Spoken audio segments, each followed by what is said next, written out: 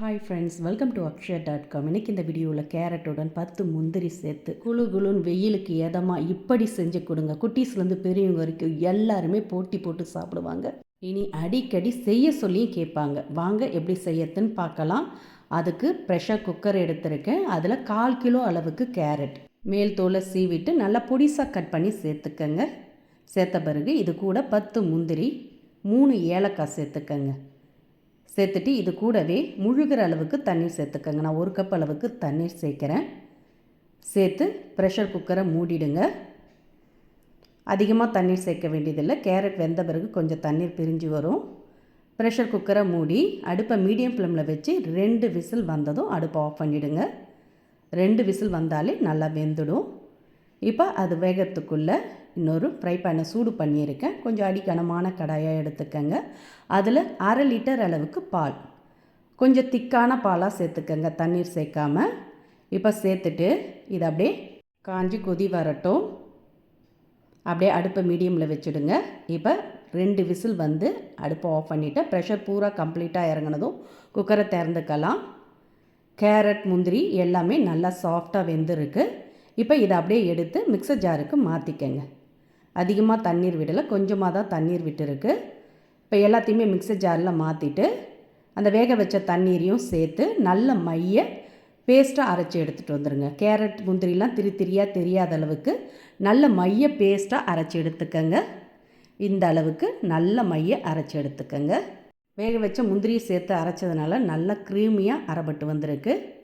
இது அப்படியே இருக்கட்டும். இப்போ நம்ம ஏற்கனவே பாலை காய்ச்சிருக்கோம். பால் நல்லா காஞ்சி அதில் படிகிற ஆடை எல்லாத்தையும் எடுத்து விடுங்க. நல்லா கொதித்து வந்திருக்கு. இப்போ இதோட அரைச்சி எடுத்த கேரட் முந்திரி விழுத அப்படியே சேர்த்துருங்க. மிக்சர் ஜார்லேருந்து நல்லா ஒட்டை வச்சு விட்டு சேர்த்துக்கங்க. எக்ஸ்ட்ரா தண்ணியெலாம் ஊற்றி அலச ஊற்ற வேண்டியதில்லை. இப்போ கேரட் விழுத சேர்த்த பிறகு நல்லா கலந்து விடுங்க. நல்லா கலந்திங்கனாலே போதும். நல்லா க்ரீமியான பாதாம் பால் மாதிரி திக்கான பதத்துக்கு வரும். முந்திரியெல்லாம் வேக வச்சு அரைச்சி ஊற்றுறதுனால நல்ல க்ரீமி டெக்ஸ்சரில் ரொம்ப சுவையாக இருக்கும். இப்போ இதை அப்படியே நல்லா ஒரு கொதி வரட்டும். இது கூடவே 1 கப் அளவுக்கு சர்க்கரை சேர்த்துக்கங்க. சேர்த்து நல்லா கலந்து விட்டு ஒரு கொதி வந்ததும் இதோட தேவையான அளவுக்கு நட்ஸ் சேர்த்துக்கலாம்.